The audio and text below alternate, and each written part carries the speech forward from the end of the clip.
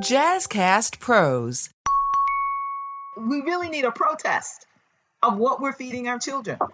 That's what we need. We need to just get angry, get mad, and say, no more. What can we do to resolve this? Because our children cannot learn if they are dealing with this kind of a menu every day. They just can't. This is a very, very important subject because when we look at the child obesity numbers, right, and the number of young people that are already on dialysis, young people needing kidney transplants and things of that nature, part of that equation is what they're being fed in these institutions in which they're going. Because we're not teaching children anything about food in our schools. I had run across these beautiful, beautiful blueberries. I mean, they were so beautiful, they were almost picture perfect. I walk into the room, I put the bowl down, and I'm looking at the body language of the kids. And finally, one of the children spoke up and said, "What kind of nuts are those?" My mouth flew open because it dawned on me immediately that they had never had an experience with blueberries.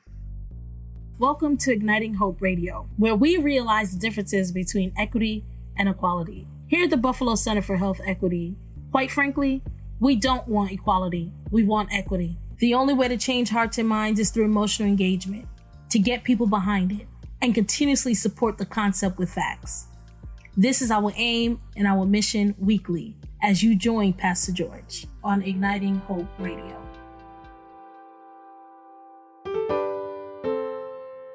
This is Pastor George Nicholas, chair of the Buffalo Center for Health Equity and the African American Health Equity Task Force.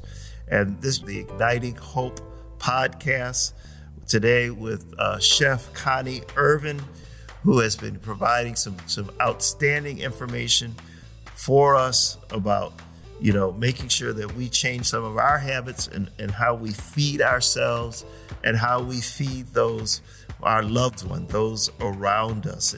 So let me just talk about our children. High sugary cereals, honey bun, and even those packages of juice, which aren't really juice. They're like a juice thingy. I don't know what they are. So can you tell us about how that begins to create an appetite within our children to almost crave some of these high sugar, high salt type items because they're getting fed them every day in the schools? And what impact would it have if we just totally within our schools gave children healthy food, and how that it maybe impacts their educational experience as well? Go ahead. Well, I'm going to take it back one step. Before I answer that question, I'm going to take it back a step when our children are infants and getting formulas. At one point, I did some research around formulas, and because, let's face it, there's not as much breastfeeding going on nowadays as it was like when when my mother was coming along and et cetera. So this formula, they weren't even willing to tell you what the sugar content was in the formula because they knew it was so high. So what happens is your children, it's just like everything else, you get a taste for it. So it became difficult to put healthier items in front of our children because they would spit it out, they push it away because they wanted something sweet. The other thing we do with our children, which we think is really, really innocent, is we let them at very early ages, we start letting them they want what we want. We're drinking a soda and you turn that little soda can up to them and you let them have a little sip. That is all contributing to that whole development of sugar in our palates. Now we get to school. And I'll tell you, whenever I go to school, even the adults will tell me, good luck with trying to teach these kids something healthy. And it's because the media has given us the perception that in order to eat healthy, it has to be, quote, rabbit food, or something that doesn't taste good, that it's cardboard-like, or etc. So the kids will gravitate. If they see something healthy on their plate, they, first of all, most times are not even familiar because we're not teaching children anything about food in our schools. So what they know is what they gravitate towards. So that honey bun, oh yeah, I like that. It's sweet, it's good. That juice box, oh, I know that. It's sweet, it's good. Okay? So that's what happens. But if we look at the science of sugar in our body, what happens is you eat that item, your sugar level spikes, and you're feeling great for about 30, 35 minutes. And then it drops you like a rock and you're hungry again, which is the reason why our kids really want those empty calories. They go then to the corner store, they pick up a soda and a bag of chips, and they feel like, okay, I'm full again. They get the spike and then it drops you like a rock again. Now, what is that doing to us? You cannot learn if you don't have proper nutrition in your body. You just can't. It doesn't work. It doesn't feed your brain. It doesn't help you at all to go through this spike up and down all day of sugar shots. It just doesn't. So now we have a whole culture of kids in the morning who are getting this breakfast item. Why are our children, why is that person running around the room? Because they can't focus. They can't do anything because they're on this sugar thing, this sugar rush thing. Then we get to lunch. And I talk to the kids about lunch.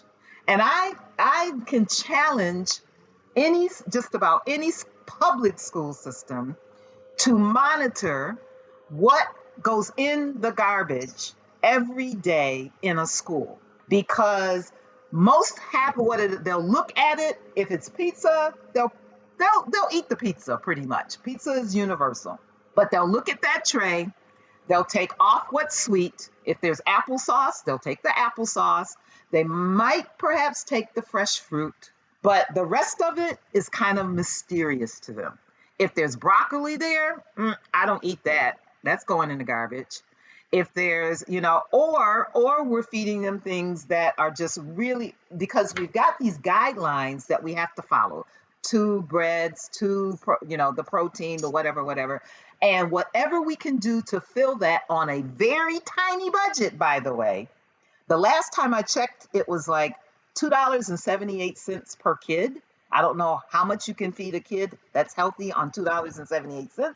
So there's a lot of factors is what I'm going after here that contribute to what is being fed to our children. And it really requires a movement for people to go down, and we really need a protest of what we're feeding our children. That's what we need. We need to just get angry, get mad, and say, no more. What can we do to resolve this? Because our children cannot learn if they are dealing with this kind of a menu every day. They just can't. I go into the schools at about 2:30, 3 o'clock in the afternoon, and the kids are starving. That's the other problem, is a lot of them are going to lunch at 10:30 or 11 o'clock in the morning. And that it's just incredible what we're doing to our kids on the food level. When it comes to the issue around what we feed our children, cost should not be a factor. And recently, with the Biden money coming in, I know that the Buffalo Public Schools just got an additional, couple $100 million or what have you. And so there's dollars that are coming in. I think what we need to do in a caring community, a community that really prioritizes children, a community where you can give, you can spend $850 million on a football stadium, right? You can give Elon Musk a couple $100 million to allegedly build solar panels, right? And then yet you're telling us as a community that we cannot provide healthy, balanced, tasty, plentiful food for our children. That just doesn't fly, right? That when we're prioritizing stuff, because we know, as you said, Ms. Connie, that the inability of a child to have proper nutrition impacts his or her academic experience.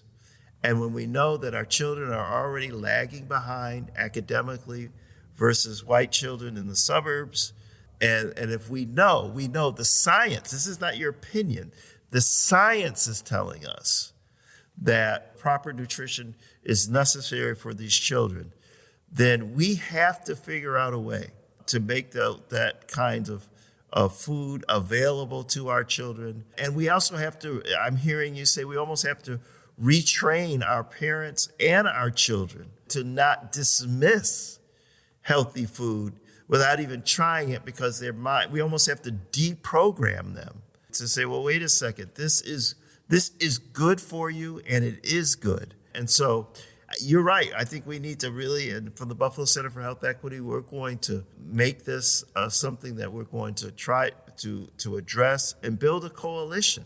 We have like Delaware North, which is one of the largest food vendors, one of the most profitable companies in Western New York. And there's no reason why they can't be a partner in helping, or Wegmans or Rich Products or whoever, and say, listen, we're going to make sure that these children have what they need. And so, we need to start a movement around this, Ms. Connie, because this is, it's almost, you could argue that if a parent is not properly feeding their child, we'll quickly try to label them as unfit, right? Well, what happens when a whole institution, a whole system does that to thousands of children? Yes. And it's on both sides of the fence, though. The education piece is extremely, extremely important. And I'll give you just a quick anecdote. I did a program with some young people. They were all ages 5 through about 12. And I was so excited the day I was going to see them because I had run across these beautiful, beautiful blueberries. I mean, they were so beautiful. They were almost picture perfect. And I was excited because that day we were going to do blueberry pancakes, right? I walk into the room, I put the bowl down, and I'm looking at the body language of the kids. And finally, one of the children spoke up and said, "What kind of nuts are those?" My mouth flew open because it dawned on me immediately that they had never had an experience with blueberries. So I quickly regrouped. I did a taste test around the table. Once they tasted those blueberries, I hardly had enough blueberries left to do the lesson that day. Oh, yeah. It's about experiencing food. So it has to happen on both sides, because parents, rightfully so, are not going to buy food that their children are going to reject. They don't have money for their kids to throw in the garbage. They just don't have it. So we've got to make sure that it happens. And that's why the hands-on approach that I take with Aunt Connie's Edu-Kitchen is to get people to actually experience the food, make it themselves. And once they do that, then it's easier for them to make the transition and say, yes, I'm going to add that to my menu. I'm going to add that in our household because now we're all on board. So how do they get in contact with you, Aunt Connie? I have a website. They can just reach out to me, Aunt Connie's Edu-Kitchen. I'm online, and it'll pop right up. Aunt Connie's EduKitchen. And then we're going to put that As you can see, I'm very passionate about this stuff.